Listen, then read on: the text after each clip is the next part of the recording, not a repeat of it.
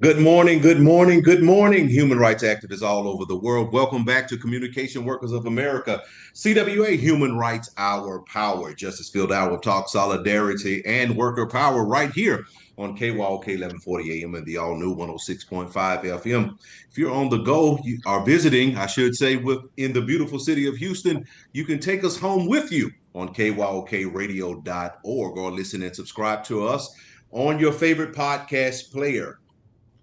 CWA Strong app, Apple Podcast, Spotify, YouTube Music, iHeartRadio, and Pod Chaser. Search for CWA Hour of Power on your favorite podcast player. Thank you for joining us this morning on the CWA Human Rights Hour Power Radio Show. It's about us. That's right. It's about us. Working agreement, solidarity, living wages, worker power, and simply human rights. Honk your horns if you support workers. We have a phenomenal show lineup with Mikeya Jones, Sir Reginald Small, Timmia Wiley, and Tay Akins today. So don't you dare change that dial. We're going to get to that old union buster. We'll be talking about the National Minority Health Month, which is this month. We're going to have a good old spotlight like never before with Mr. Reginald Small. Then we're going to be talking about all of us. We'll be talking about breaking the cycle. We're going to try to get to the town that they tried to forget. And of course, we must spill some tea this morning with Tea with Tay. Women who lead, women who last. And then finally, we'll try to get to living with our choices. That's going to be an awesome subject this morning. And we have a great show for you today. Phenomenal. Our union voices are ringing in every district from Alaska to Maine, Texas to Minnesota, Canada to Puerto Rico, because we don't play at CWA. Our union brothers, sisters, and siblings at the Pittsburgh Post-Gazette have been outside for 30 months striking on the picket lines. And yet, while they are striking, they are still churning out the news with facts for you and me. Let's show our support to them by making sure we subscribe to unionprogress.com. And once you subscribe to them, please go over to and donate to their strike fund at cwa.org/PPG donate. And I just heard someone shout, when we fight, we win. That's right. When we fight, we win. I want to talk about courage this morning, not just the kind that shows up when the cameras are flashing or the crowds are cheering, but the kind that emerges when you're stripped of everything, when you stand face to face with injustice and still choose to rise. This is a story of Michelle Bachelet, a woman who not only survived the darkest corners of human cruelty, but transformed her pain into a lifelong mission for justice. Michelle Bachelet was born in Chile, a country rich in culture, but like many others, not untouched by the brutality of dictatorship. And in 1975, she and her mother were arrested. They were detained. They were tortured. Why? Because they dared to speak out against Chile's military regime, because her father, a general who refused to support the coup, had been killed in prison. But Michelle didn't break. She endured. And when she was released and went into exile, she didn't seek revenge. She sought healing. She became a physician, healing bodies, yes, but more importantly, she committed to healing a nation. Years later, against all odds and with the ghost of dictatorship still lingering, Michelle made history. She became the first female president of Chile, not once, but twice, serving from 2006 and again from 2014 to 2018. And what did she do with that power? I'm glad you asked that question. She used it to lift the voices that had been silenced for too long. She championed policies that protected women, indigenous people, children, and the LGBTQIA plus community. She reformed Chile's education and pension system. She pushed for reproductive rights, gender equality, and protections for domestic workers. Because to her, human rights were not abstract, they were personal. She once said, equality is not just about fairness, it's about unlocking the potential of every person. Did you all hear that? Equality is not just about fairness, it's about unlocking the potential of every person. This quote from a 2019 speech during her time as United Nations High Commissioner for Human Rights, it captures the heart of her mission. She knew that a society built on inequality would never thrive. The progress could not come at the expense of the most vulnerable. And as High Commissioner, Michelle brought this same energy to the global stage.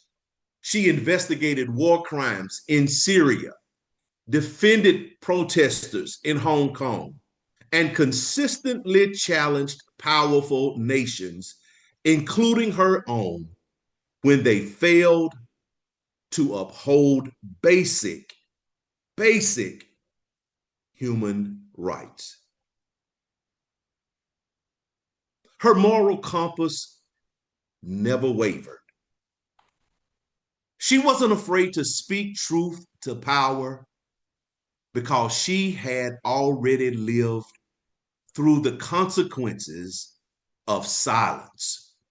Her leadership was not just grounded in policy or politics, it was grounded in empathy, in lived experiences. Michelle Bachelet reminds us that activism is not about being fearless, it's about being brave in the face of fear. Now, let me be very clear. Her story is not meant to be put on a pedestal as an untouchable inspiration. It's meant to remind us of our potential to lead, to serve, and to resist. You see, the fight for human rights didn't begin with Michelle, and it won't end with her. It is our fight now. Her journey asks us, how are we standing up for justice in our communities? Who are we fighting for when no one else will? What sacrifices are we willing to make, not for recognition, but for what's right? We live in a world where democracy is backsliding, where civil liberties are threatened, and where hate is rising. But we also live in a world where people like Michelle Bachelet continue to remind us we can resist, we can rebuild, we can reclaim humanity. To the women, the youth, the union members, the LGBTQIA plus community, and every marginalized person who's ever been told, wait their turn, or stay silent, or this is not the time, this is your call. Like Michelle, you too have the power to make noise, to make change, to make history. Let her legacy be a torch we carry forward, not just in times of crisis, but in times of hope. Because as she taught us, equality isn't charity, it's a right. And human rights, they belong to all of us. This has been the CWA Our Power Radio Show's Human Rights Spotlight on Michelle Bachelet. You're tuned into KYOK 1140 AM and the all-new 106.5 FM. If you're on the go, you can take us with you on kyokradio.org.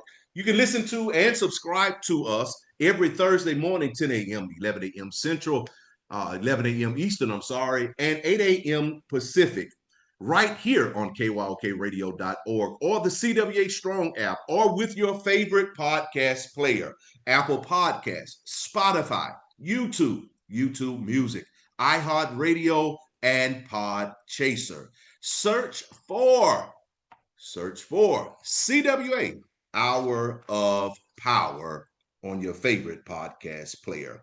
We're going to jump right on into our next segment, and we'll be talking about breaking the breaking the cycle. I'm sorry. We're talking about breaking the cycle. And I want you to lean in just a little bit closer because we have a lot of to talk about when it comes to breaking the cycle. We're talking about generational trauma, collective healing, and the labor movement. Yes, you're tuned into the right station this morning. You're tuned into the right radio show this morning because we're about to speak truth to power and center the people. Today's segment is about something that crosses borders, bloodlines, and barriers. It's that generational trauma and how we begin to heal together. We come from people who were stolen, displaced, erased, detained, interned, lynched, sterilized, enslaved, starved, redlined, policed, and exiled. And this trauma didn't end with the event.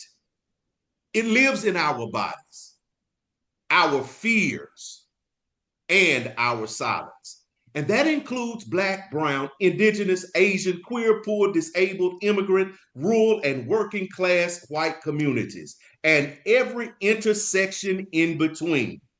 Generational trauma doesn't discriminate from the forced displacement of Appalachian coal families to the historic marginalization of European immigrants to the opioid crisis ravaging small towns.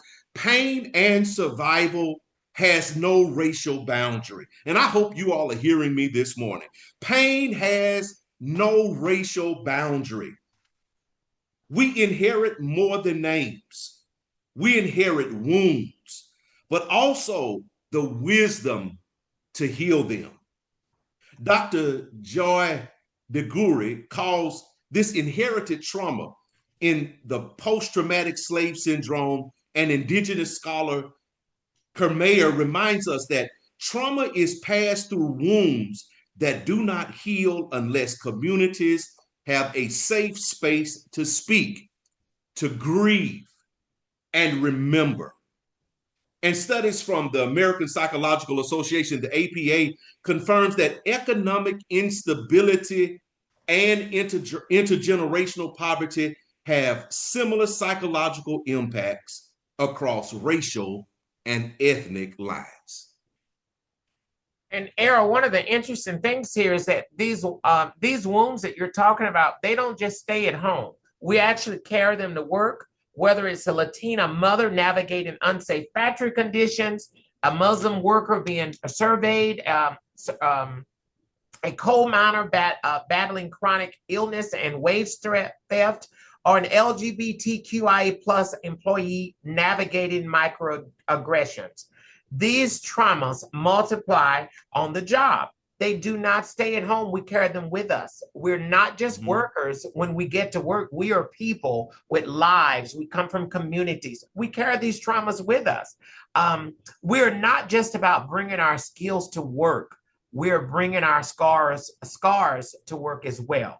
According to the National LGBTQIA plus Task Force, 46% of LGBTQIA plus workers report workplace discrimination. We actually talk about that a lot, Errol, in the gender justice training, how many people actually endure discrimination, harassment, name calling, the simple things that should have been left in 8th grade, people are actually enduring these things on the job, which is further worsening the trauma. NIOSH 2022 confirms the occupational health disparities are strongly tied to race, gender, income, and geography. including rural white populations. So we're all impacted. Yes. Tay, did you have something? I thought I saw you jump on. Yeah, so I was thinking about like the how this the workplace impact healing in public. I'm sorry, healing in public is labor organizing in its truest form. So this is this is what I'm thinking about while I'm going through everything that we're talking about here today. So that's the only thing Mm-hmm. I kind of wanted to go through. Give me one second. So actually, where our movements, we must meet the moments in the movement. Trauma is not just one lane, it's crossroads. It's a crossroads. You're right. You're absolutely right. So, and we are our rights. Human rights say that we are worthy of care and dignity. You all know that I believe if you have a beating heart, that you are deserving of respect and dignity, especially in the workplace. Civil rights demand protection from systemic harm. Women's rights center on bodily autonomy and equal power. Labor rights say we deserve respect, rest, and representation. No Mm-hmm. one, absolutely no one heals alone. No one is free until we all are. My. I mean, it is so much. The legal scholar, I think it's Crimble Crenshaw. She introduced the concept one time called intersectionality, and we talk about this a lot also, Reginald, in our trainings to show how systems of oppression overlap.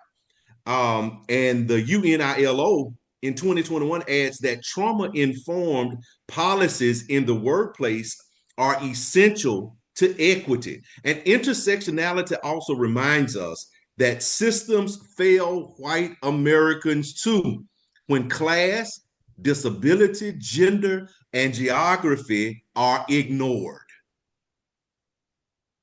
Read that again, Errol. That's pretty deep. It is, isn't it? That's something to think about right there.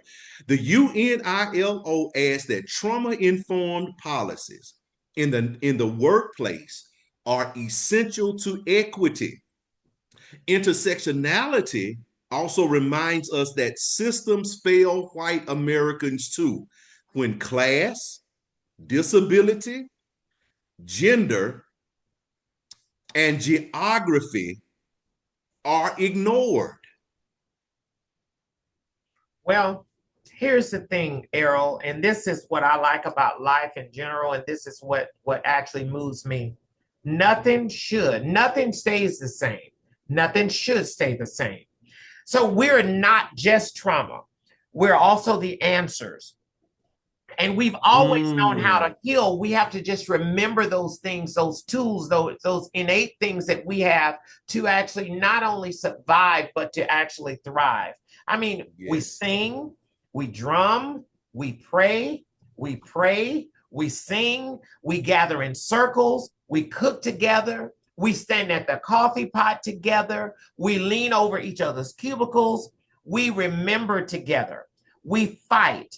We fight, but not just for better wages, but for wholeness, the Yes. wholeness in humanity. And we have to remember that. I mean, we listen to so much, we're surrounded with so much. You wake up in the morning, whether it's on your media, your social media, your TikTok, there's so much being poured in that we have to remember that we actually have each other. As we actually Yes. get to work, it's let's not be irritated and aggravated with the neighbor, but actually use that collective energy to actually help heal. Because just like I'm going through something, the other person is going through something. And that something is Hmm. called life. We're walking Yes. through life and we must coexist there. Every Yes. act of healing is an act of resistance.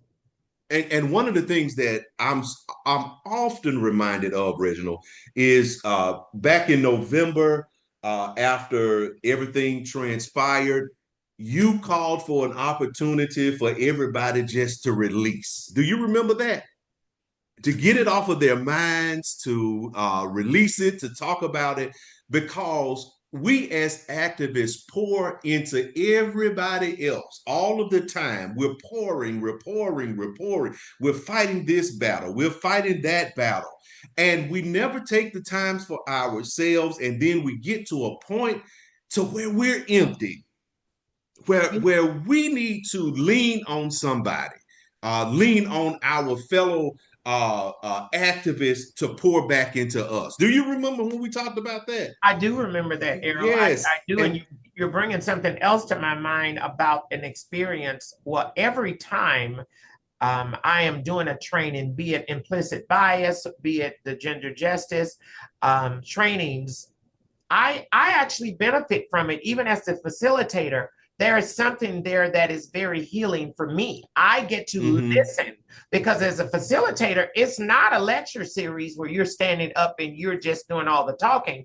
Every time you do that, you're meeting a different personality, a different soul, a different life experience, and they're actually pouring something into the facilitator as well. So it's a two-way exchange. As long as we allow that exchange and not walk through through our lives as know-it-alls, we can actually benefit and heal and thrive by connecting with other people. And Reginald, and Tay, get ready because I know you're there, and you're jumping in like you're ready to play hopscotch. But Reginald, I know you have taught these training classes all over the nation, and the first time that we talked about this a few months ago about how as facilitators we teach the class and then we get something out of it. I promise you, every time I stand up and teach these training classes, I leave, I take something away, and it makes me want to run on, as the old folks say, to see what the end is going to be. It inspires you, and I hope every one of our trainers that are teaching the training classes, I hope they feel the same way that we feel when we stand up before our union members, our siblings, our brothers, our sisters, and our siblings, and they take, as the trainer, they take something away from the training as well. Okay, Tay, I'm sorry. Go ahead. Well, I'm just saying, so we can't build the strong labor movement without stronghold people. So that's why CWA Human Rights Department is leading with truth, care, and trainings. So as you said, we do have all of these different trainings that we give out, but we are strong people, and that's why we're able to give our gender justice workshops, our implicit bias trainings, our we're able to go into our disability and racial equality initiatives, mental health, and our grievance advocacy because we are strong people. Because when the union shows up for your healing, whoever you are, whatever form, you show up with more power than ever. So these trainings, these classes, the same thing that you, Errol, and Reginald have gotten out of these classes, how they make you feel empowered, or how they make other people in those classes feel empowered or take something away. That's what it is about here for us. So just just a reference. So the National Alliance of Mental Illness reports that culturally, culturally competent support in workplace dramatically improves productively morale and safety. Trauma-informed organizing improves outcomes for all workers across races, genders, and class. Wow. Wow. And to me, I don't know about you guys, but to me, it sounds like it's inclusive. Oh, it Sounds should good. be. Yes, yes, for The sure. way it should be. Go ahead. I'm sorry. No, Oh, you okay. own It's on Errol. me. So so let me just say this, and because y'all see I'm kind of hot with this topic today. Um, I'm almost like the preacher on a Sunday morning want to say, look, turn to your neighbor and say, we're here to stay. We're here to stay, and we're here to say to our Black elders, our indigenous ancestors, our queer trailblazers, our immigrant parents, our disabled activists, our low wage workers, our Appalachian union families, our white rural poor. You were never meant to carry it all alone. This is our power. And we are the generation that breaks the silence and builds the healing. You're listening to CWA Our Power Radio Hour on KYOK 1140 AM and the all new 106.5 FM. If you're on the go, you can take us with you on KYOKradio.org. You can listen and subscribe to us every Thursday morning at 11 a.m. Eastern Standard Time, 8 a.m. Pacific Time, and 10 a.m. Central Time on KYOKradio.org. On our CWA Strong app, or your favorite podcast player, Apple Podcasts, Spotify, YouTube Music, iHeartRadio, and Podchaser. Search for CWA Hour of Power on your favorite podcast player. Up next is Times Beach, the town that tried to forget. The town they tried to forget. We're here on the CWA Our Power Radio Show, and we're here to connect labor rights, civil rights, human rights, and sometimes, listening audience, we have to dig deep into the stories that people would rather we forget. We have to dig deep into it and find these stories and bring them to you. And you know how we do. We shine light in dark corners, we speak truth to power, and we lift up the people's voices. And today's segment is actually, it's no different.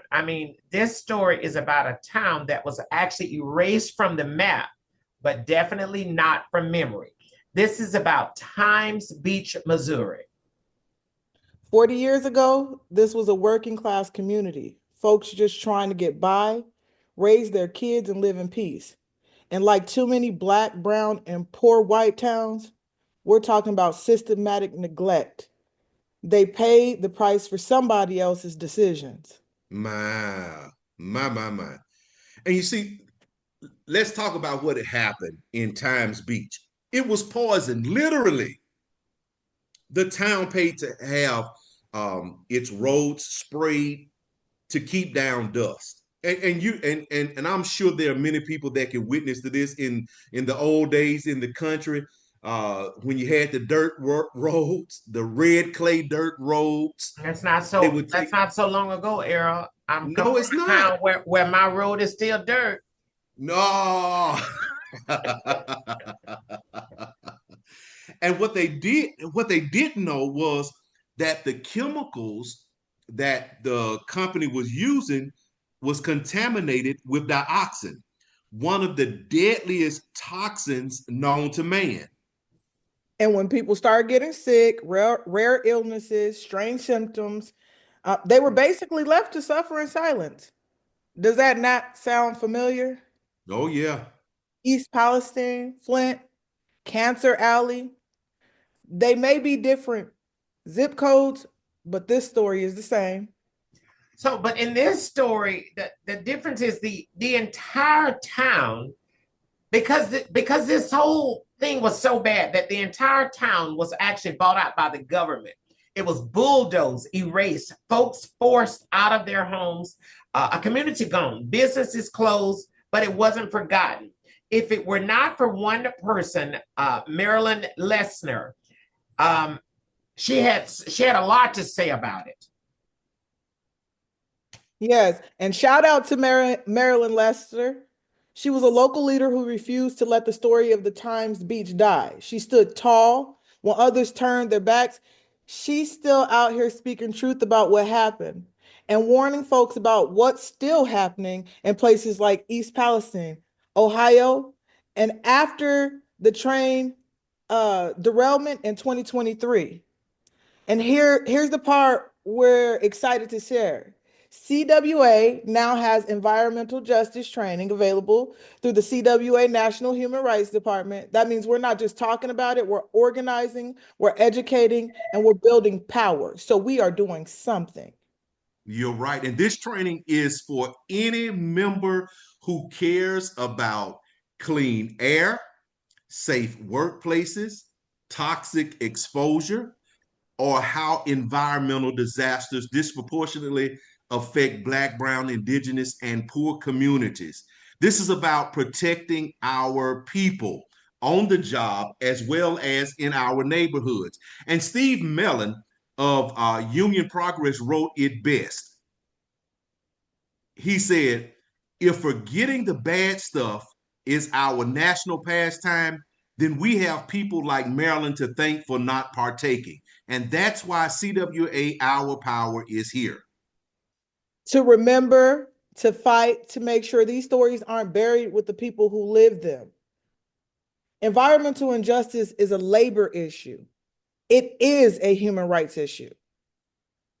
And let's be clear, Tay, we're not just talking history. We're not just looking back. This same stuff, the same greed that causes these particular problems, is and it's in some degrees it's racism. It's happening right now. We have to pay attention. That's why CWA members, we got to stay ready, we got to stay loud, and we got to stand in solidarity with communities under attack.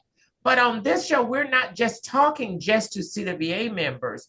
It is up to every person to stay on guard. Listen, be aware. When you see something, call it out. Stand with others who are actually calling out these injustices with these communities that are actually under attack. Y'all, we are not just the memory keepers. We are the change makers, whether it's bus drivers fighting for safety, tech workers calling out surveillance of public health staff in union halls. We remember it all. And so from Times Beach, go ahead. I'm sorry. I don't know. It just made me think, Errol, that we're talking Missouri, but I mean, right in Texas, we've had the same thing with dumping and different things that have been so bad, for the communities. And they're always in the minority communities, whether it's poor communities, Black, brown communities. It's there. I mean, it's there. I mean, we're talking today about one community, but you could go on and on. And in that environmental justice training, I mean, there was so much material that we could have talked about and pulled from, whether it's Cancer Alley, whether it's, I don't want to spill the beans because I know we're going to have a whole show that we actually go through the environmental justice. But I mean, there's so much right under our nose, and it still points and affects to marginalized communities that have very little voice, that can get very little recognition. When one person tries to stand up at some of the civic meetings or the community meetings to talk about it, it's like they're ignored. It's hard to get the spotlight on these travesties that's happening in these communities. Yes, and so from Times Beach to East Palestine to wherever our people are being poisoned, pushed out, or ignored, we say their names, we tell their stories, and we organize. Because just like Reginald said in the beginning, this ain't about looking back. It's about moving forward. When we talk about what's happening, we're talking about what's happening now. With justice, with power, and with us at the center, we will move forward. We will continue to fight this fight. So CWA members, stewards, human rights activists, community leaders, just listeners, this is your call. Sign up. I mean, host a training. You want to learn more? Contact the Human Rights Department. We will get the training out to you so that you can better understand and actually know what you can do, how you can build community partners and coalitions. We don't Go ahead, Tay. I'm sorry. We don't forget, we don't ignore, we train, we teach, and we take action. That's our power. We want you to look into these classes. That's our power, is to be educated on these things. And then it's time to take action once you know. That's right. And to get started, contact again the CWA National Human Rights Department or hit up your local Human Rights Committee. Environmental justice starts with us. More stories, more resistance, more action coming up after the break. But don't forget, justice isn't seasonal, it's every day. And this is what solidarity actually sounds like. Yeah, I knew you like that. I know you like that. All right, you're tuned into CWA Hour Power Radio. Stay woke, stay union, stay powerful. You're listening to the CWA Hour Power Hour on KYOK 1140 AM and the all-new 106.5 FM. If you're on the go, you can take us with you on KYOKradio.org. Listen and subscribe to us every Thursday morning, 10 a.m. Central, 11 a.m. Eastern, 8 a.m. Pacific on KYOKradio.org or the CWA Strong app or your favorite podcast player, Apple Podcasts, Spotify, YouTube Music, iHeartRadio, or Pod Chaser. Search for CWA Hour of Power on your favorite podcast player. Up next, we have Mikeya Jones with National Minority Health Month. Good morning. Good morning. Hey, y'all. It's Mikeya again. And here we speak the truth, build power, and fight for justice on every front. And today, I want to shine a light on something that doesn't always get the attention it deserves, but it impacts every single one of us every single day. April is National Minority Health Month. That's right. This month is dedicated to raising awareness about the health disparities that still impact Black, Brown, Indigenous, and other communities of color in this country. But let's keep it real. These aren't just disparities. These are systems that were built on racial inequity and reinforced through poverty, environmental injustice, and denial of access to affordable, quality healthcare. So let me break it down. Black women are 3 times more likely to die from pregnancy-related causes than white women. Indigenous American communities face higher rates of diabetes and cancer and with little to no consistent access to healthcare, especially on reservations. Latinx folks are less likely to have health insurance, even if they work 2 or 3 jobs. And let's not forget the LGBTQIA+ folks of color who are often ignored or mistreated by the very systems meant to care for them. And we're not talking about coincidence. We're talking about consequences. The consequences of redlining, environmental justice and racism, wage gaps, and anti-union attacks that keep our people in survival mode. That's why health justice is labor justice. And that's why unions like CWA must be at the front lines, because we know that workers can't thrive if they're sick, uninsured, or treated as disposable. So this year's theme is Be the Source of Better Health. And as union members, community builders, activists, and fighters, we are exactly that. We are the source for better wages, better working conditions, better healthcare coverage, and better policies that center all of us, not just the privileged. So what can we do? We can push for mental health access in our contracts, demand culturally competent care through our benefits, show up at town halls, school board meetings, and health forums, organize screenings, walk-ins, and clinics in your neighborhoods, and keep naming the problem, because racism is a public health crisis. If we want to build worker power, we have to start with the health of our people. So this National Minority Health Month, let's speak louder, organize harder, and fight for our health, our communities, and our future. So we are CWA, we are power, and we're just getting started.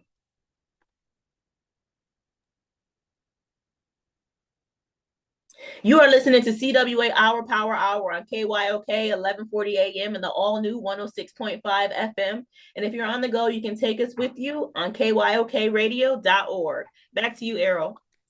Our listening audience, she's been waiting to say that for months and Sundays now. All right, guess what's up next? It is Tea with Tay. Hold on, Errol. Errol, just Oh. hold on a minute. I'm tired of y'all just looking all over me, and I have the most seniority here, and I want to go next. All right, Let's go just right be ahead. clear. I want to go next. All right, go ahead. Not you cutting off Madam President. We have Yeah. a wow. So introduce me properly, Errol, so I can go. All right, up next we have in the spotlight Mr. Reginald Small. Good morning, Reginald. Good morning, Arrow Minor. I am and I remain Reginald Small. And yes, I am going next. And I mean, this proves a point. You got to fight for what's right. Yeah, all right now. All right. So I love doing a spotlight. And today I take special a privilege here to jump in here to talk about this special person. You know, every now and then we like to take a moment here on our Power Radio to spot someone who's been making quiet waves. That's until the ripple turns into a movement.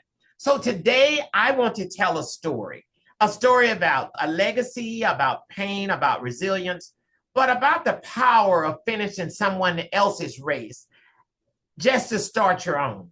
So this next story starts like many of ours do. It starts with a legacy. Picture this: a child raised in a household where unionism isn't just talked about, it's lived. This young girl came from a proud lineage, 3 generations of union members. Her grandfather retired Union Strong. Her mother was a union member. But it was her mother's journey, raw and unfiltered, that planted the seeds of solidarity. There's that word again. The seeds of solidarity in her spirit.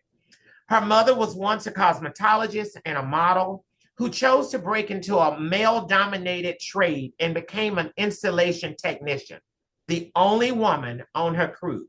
And she was a Black woman at that, working on an all-male crew. The deck was kind of stacked against her, but she pushed through. As a child, this person didn't quite understand what her mother was enduring, but one moment actually stood out in her memory. Her mother sitting at a computer in tears. When she asked her mom what was wrong, her mother just kind of whispered in despair, "I'm so tired of fighting for myself, all by myself." That moment would become a quiet revolution. Years later, she learned the full story, how her mother had endured sexual harassment on the job, negative comments, and was met not with support, but with suspension and silence when she actually tried to speak up. Her union at that time didn't protect her. Her leadership didn't see her. She felt invisible. She was labeled as an angry Black woman. And though she fought back, she ran for union office and tried to reform for the inside. And this happens to people in a fight. She eventually walked away. The burden was just too much, and it was too heavy at that time in her life to bear. But thank God that her story didn't end there. Fast forward to 2017, the daughter actually enters the labor movement herself. Her new job, her first union job, her mother's advice: baby, sign your card, but stay out of the way. But this woman, this daughter, and I'm so happy about it, she wasn't built to stay quiet. She was built to finish what her mother started. So when asked to be a steward, she told her mom, "Mother, I'm going to finish your race." And from that moment on, she didn't stop running. She was mentored by powerful women who showed her that, yes, Black women can lead in labor. She rose from steward to area VP, then to executive vice president. She trained in CWA's National Human Rights Committee. She served in the CWA's National Human Rights Committee, leading conversations on implicit bias, gender justice, and yes, mental health. And let me tell you, she didn't just lead from a pedestal. She led from the picket line, from the workshop, and from the late night phone calls, and from community meetings. She helped and participated in Next Gen. She helped them find their voice. She pushed for real training and made sure that when people heard union, they didn't just see the old guard. They saw us, Black, brown, queer women, young, loud, unapologetic, whole. And one day she called her mother and said it. "I did it. I finished your race." And her mother replied, "Now it's time for your marathon." In a time when diversity, equity, inclusion, and accessibility is being stripped down, when Black women are told to wait their turn, when labor leaders still don't reflect the working class, it's this kind of leadership that brings life into a movement. She reminds us that unions aren't just about contracts and clauses, they're about community. They're about change, they're about courage. So this is a true story here. I'm just gonna, I can't hold this any longer. I am just so honored and so happy to actually spotlight our own Tay Akins this morning. I jumped ahead of her because I thought it was appropriate that we give her her own flowers and spotlight her. She's one of our own. She means so much to our organization. She means so much to me. And so it's my great honor to spotlight Tay Akins this morning. And Tay, now that I jumped ahead of you, and the only thing I did jump ahead of you intentionally because you didn't know you were being spotlighted today. However, I do want you all to know that I do carry the most seniority here and that they need to recognize that. And anyway. Way to make it about you. Way to make it about you. It's always about me, Mikeya. But anyway, today it's about Tay. And thank you, Tay, for all you do and that you're doing. And I have much hope that you will continue to be this powerful leader. And thank you for all that you do. Back to you, Errol Minor. Yay, congratulations, Madam President. Yes. Oh, Tay with tea, it was supposed to be hot. Now y'all got little tears and stuff. Thank you. Thank you so much. Y'all, that was so much to me. Thank you. Yes, congratulations. Congratulations. All right, you got to suck it up now. Come on with teeth with Tay. Come on. Come on here. Come. But good morning, family. Good morning, family. They definitely surprised me here this morning. I thank y'all so much. I was truly excited to be my local's president. I do so much, and I always just like to stay in the background. So this spotlight means everything to me, and y'all know my mom is listening. So thank you. Yes. But I do not want to miss this opportunity because today, when we talk about women leaders, we want to talk about the women who lead and the women who last. So if you didn't hear the whistle, yes, the tea is hot and the kettle, we are ready. So we want to dedicate today to two phenomenal women rewriting history, not just with the pen, but with passion and persistence. So grab your cup and let's get into it. First, let's talk about a woman who turned pain into purpose and resilience into road. Justice Pamela Goodwine. On April 18th, 2025, Justice Goodwine made history as the first Black woman elected to the Kentucky Supreme Court. But her journey to the bench wasn't paved in gold, it was paved in grit. Born in Youngstown, Ohio, she was placed in foster care, later adopted, and even deferred her college scholarship to care for her sick adopted father.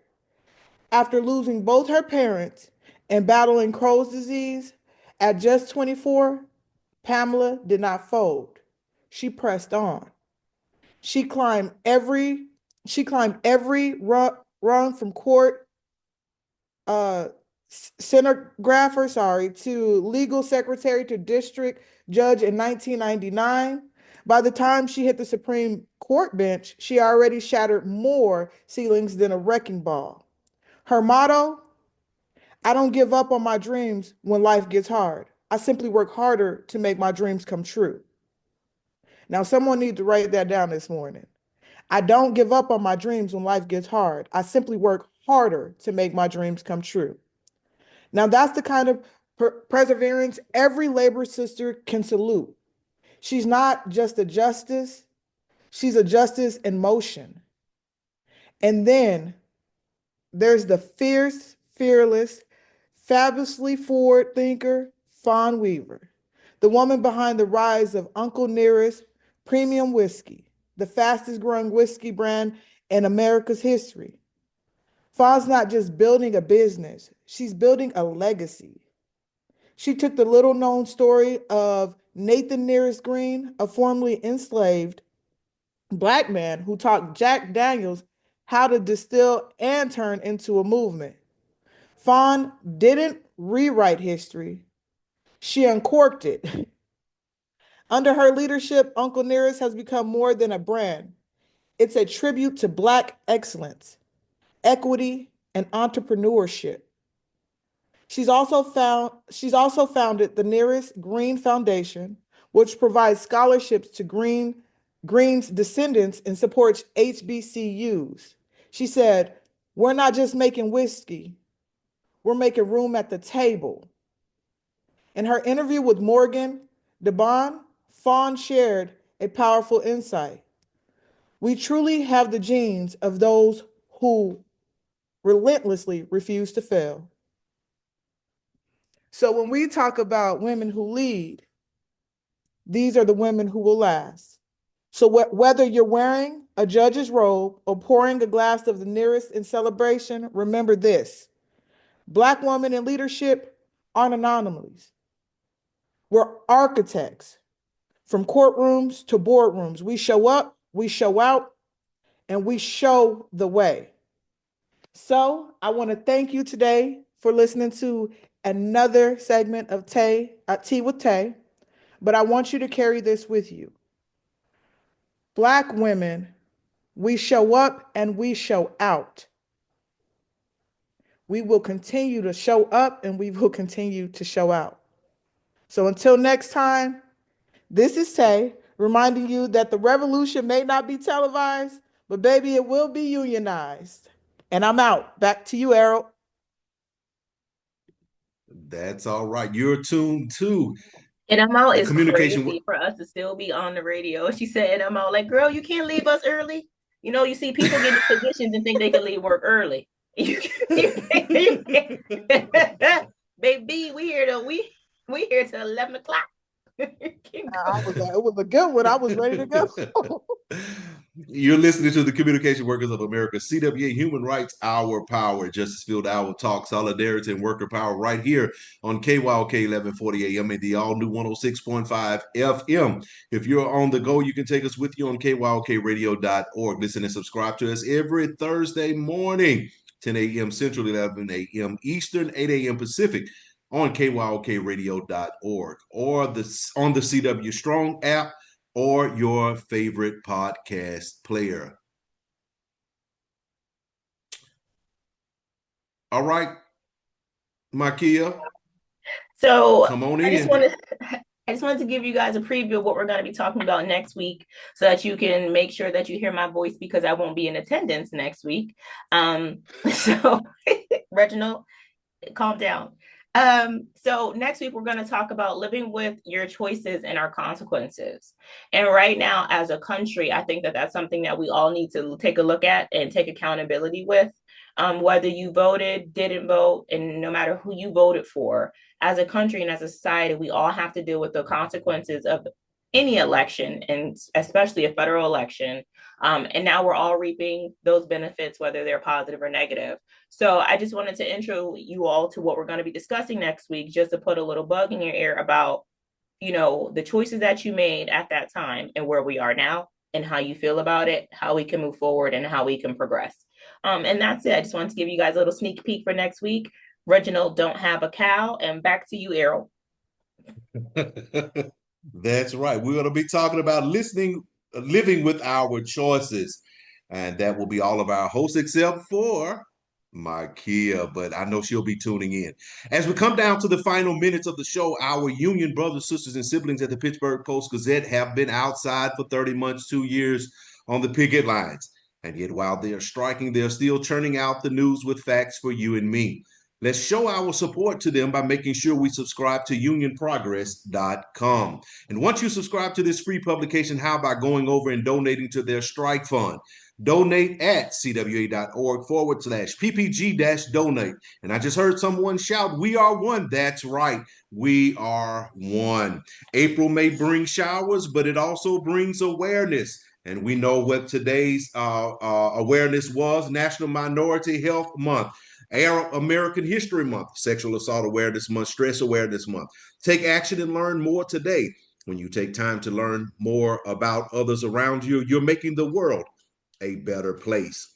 Awareness campaigns serve as a powerful reminder that there are steps we all must take in looking out for loved ones, the people in our community, and those who have been impacted. It's time to take one big step together and make a change. And before we get out of here, we want to remind you that we have our CWA Human Rights Movie Night.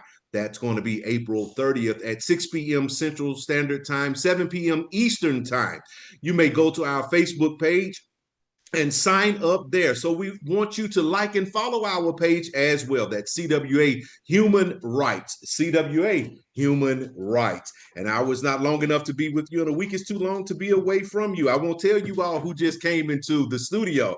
You have been turned into the CWA Human Rights Justice Hour Power broadcast. I hope something you heard today has inspired you to take action toward creating positive change in the world. Every person has the power to make a difference, no matter how small. And by working together, we can create a world where human rights are respected and valued. So I encourage each of you in the listening audience to reflect on your role in promoting human rights to effect change in your communities and beyond. Know that you are not alone in your quest for a more just and equitable world. When faced with injustice, it can be easy to lose hope and give up. But remember, justice may be slow, like the truth, but when it finally comes, it will stand. Until next Thursday, 10 a.m. Central Standard Time, right here on KYOK 1140 a.m. and the all-new 106.5 FM KYOK Radio.org. See you next week. Hey, Timmia. Hey.